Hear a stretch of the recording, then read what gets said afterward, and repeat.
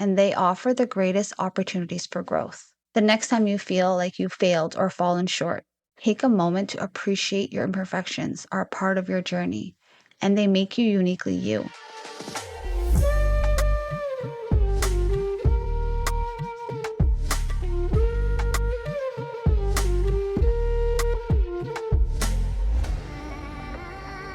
Hey everyone, welcome back to A Talk with G, the podcast where we explore ancient wisdom, modern wellness, and everything in between.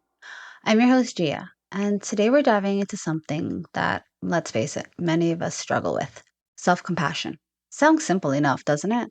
Just be kind to yourself. But in today's world, where hustle culture dominates and we're bombarded with messages telling us to do more, be more, and push harder, kindness to ourselves feels almost like a luxury. How many of us have found ourselves saying, I don't have time to rest, I have too much to do, or I don't deserve a break because I haven't earned it yet? I know I have. And here's the kicker. When life gets tough and we feel like we're failing, our inner critic often gets louder, amplifying our feelings of guilt, shame, and frustration. Have you ever felt like your own worst enemy instead of your biggest ally? I know. I feel it a lot, or I felt it a lot. But what if I told you that the key to emotional healing, growth, and even living authentically isn't about pushing through the pain or striving for perfection? What if it's about softening, letting go of the relentless pursuit, and showing up with kindness to yourself, especially when you feel like you don't deserve it?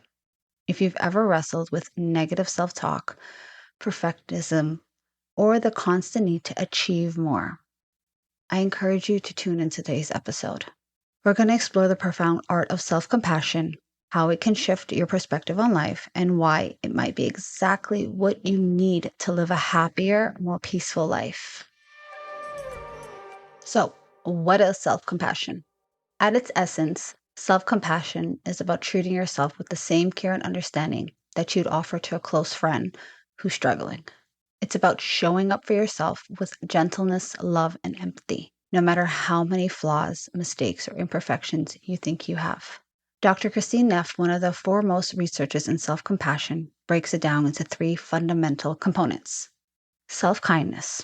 When you mess up or face difficulties, you offer yourself the same gentleness that you would offer a friend in the same situation. Instead of criticizing yourself, you offer understanding. Common humanity. You recognize that you're not alone in your struggles. Everyone experiences pain, loss, and hardship. No one is exempted from the human condition. You are not isolated in your experience. Mindfulness. This is about being fully present with your emotions. You don't get lost in them or overwhelm yourself with judgment about them. You simply notice how you feel without letting those feelings control you. For many of us, practicing self-compassion can feel like a radical departure from what we've been taught. We've been conditioned to tough it out or suck it up and to avoid showing vulnerability. But the truth is, self-compassion isn't weakness, it's an emotional intelligence at its finest. In Ayurveda, the mind, body, and spirit are interconnected. When we treat ourselves with kindness, we are not just nourishing our emotional health, we are also nourishing our physical well-being. When we begin to soften towards ourselves, we create the conditions for deep healing. Let's talk about why self-compassion is so critical for our mental health, especially in today's world. We are constantly being pushed to go faster, achieve more, and prove our worth, that it's quote unquote never enough. Feeling is all too real. If we are not careful, this pressure leads to burnout, anxiety, and exhaustion. The thing is, when we are harsh with ourselves, we're actually making things worse. Negative self-talk triggers stress hormones like cortisol, putting us into a constant state of fight or flight. This only makes things harder. But when you practice self-compassion, we're activating our parasympathetic nerve system, the part of the body that helps us relax, heal, and find balance. When we treat ourselves with care, we lower our stress levels and create emotional stability. This, in turn, helps us move through challenges with greater resilience and calmness. Self-compassion is also an antidote for perfectionism. We all know how easily it is to fall into the trap of believing that we have to be perfect in everything we do, our work, our relationship, and even our appearance. But being perfect is just a myth. Like, what is actually being perfect? It's a trap that keeps us from fully experiencing the joy of just being. In Ayurveda, there's a concept called sattva, which refers to clarity, peace, and balance. When we practice self compassion, we align the sattva.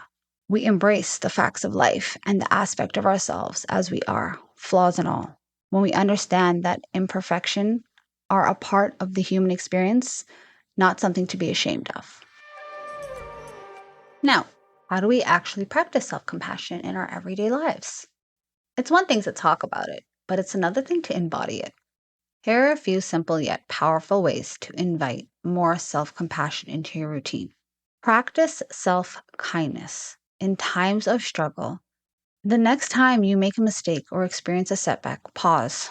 Instead of criticizing yourself, ask yourself, what would I say to a dear friend in this situation? Offer yourself the same empathy, love, and understanding. Be gentle with yourself, especially when you're feeling low. Embrace imperfection. Let go of the need to be perfect. None of us are. Imperfections are what makes us human, and they offer the greatest opportunities for growth. The next time you feel like you failed or fallen short, take a moment to appreciate your imperfections are a part of your journey, and they make you uniquely you. And be happy of how far you came in that situation. Mindful awareness. Mindfulness isn't about sitting in meditation. It's about being fully present with your thoughts and emotions without judgment. If you notice yourself being self-critical, gently redirect your attention to the present moment. Simply notice your feelings, observe your thoughts, and allow yourself to exist without trying to fix or change anything. And nurture your body with Ayurvedic techniques. In Ayurveda, the mind and the body are deeply intertwined. So show your body the same love and kindness you're offering to your mind.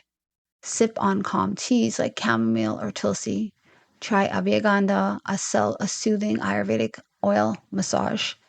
Practice restorative yoga poses to calm your nervous system and center yourself.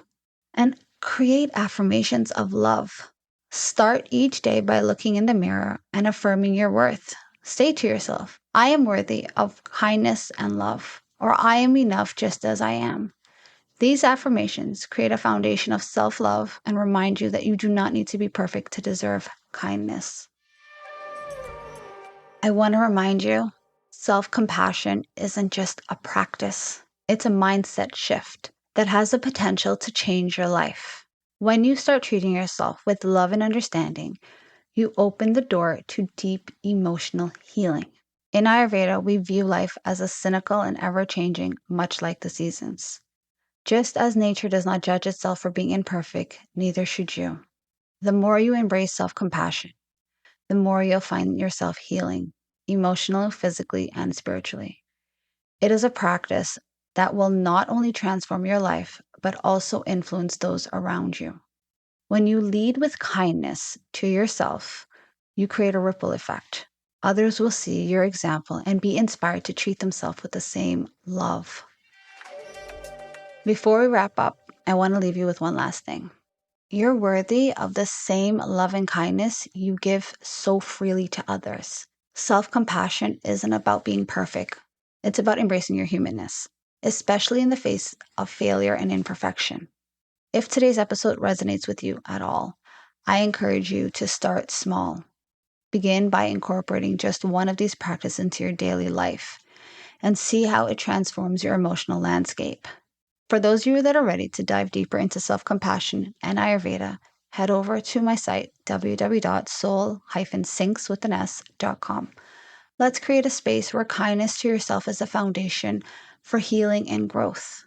Thank you for joining me today. If you found value in this episode, please subscribe, leave a review, and share it with someone who can use a gentle reminder that they are enough. Until next time, remember, you're worthy, you're enough, and you're loved.